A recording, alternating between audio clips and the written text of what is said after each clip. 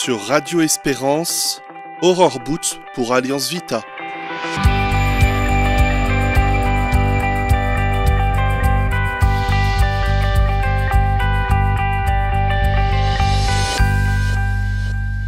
Chers auditeurs, à l'occasion de la Journée mondiale de prévention du suicide le 10 septembre, il est temps de rappeler haut et fort un principe fondateur des politiques de santé publique.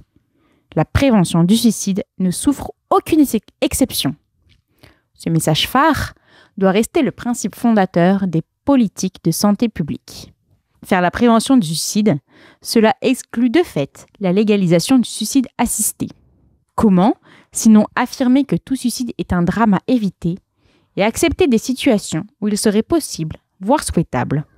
Selon l'Organisation mondiale de la santé, le suicide représente une cause de décès sur 100.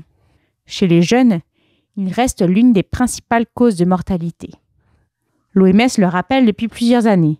Les médias ont un rôle crucial à jouer. L'effet Werther, bien connu des chercheurs, désigne l'augmentation des suicides après la médiatisation d'un cas. À l'inverse, des récits de personnes ayant surmonté une crise suicidaire peuvent avoir un effet protecteur. Les professionnels des médias sont encouragés à se concentrer sur la présentation d'histoires de personnes qui surmontent des difficultés après une crise suicidaire, tout en respectant les règles et les interdictions de cette ressource lors de reportages sur le suicide.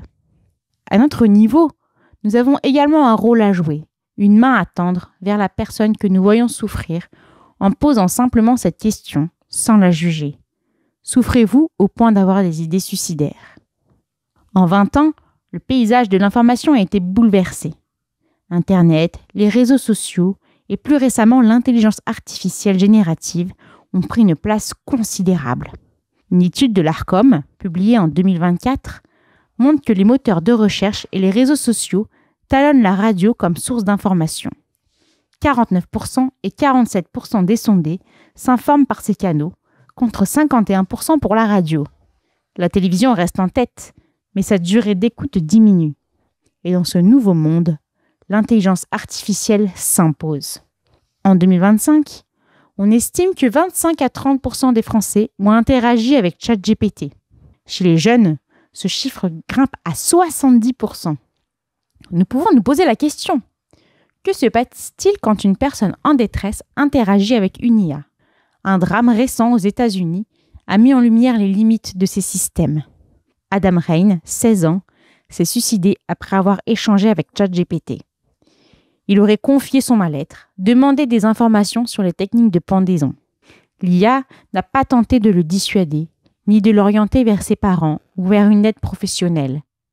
Les parents ont porté plainte contre OpenAI. L'entreprise a promis des mesures de contrôle parental.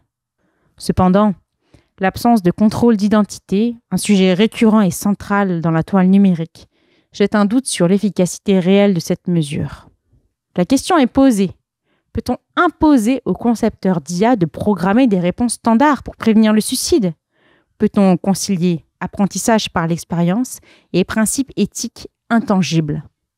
Car sur certains sujets, il ne peut y avoir de tâtonnement. La prévention du suicide exige des garde-fous, des réflexes programmés, des alertes automatiques. Malheureusement, le cas d'Adam Rein n'est pas isolé. À l'automne 2024, Sewell Selter, un adolescent, s'est suicidé après une relation virtuelle avec un chatbot nommé Danny. Il pensait pouvoir rejoindre ce robot dans la mort. Plus récemment, dans le Connecticut aux États-Unis, un homme a tué sa mère avant de se suicider.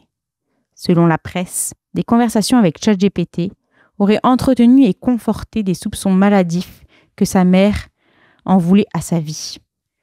Si l'intelligence artificielle est la nouvelle frontière du XXIe siècle, il est urgent de la réguler dans son accès, dans son mode d'entraînement et sa capacité à intégrer quelques principes éthiques de base.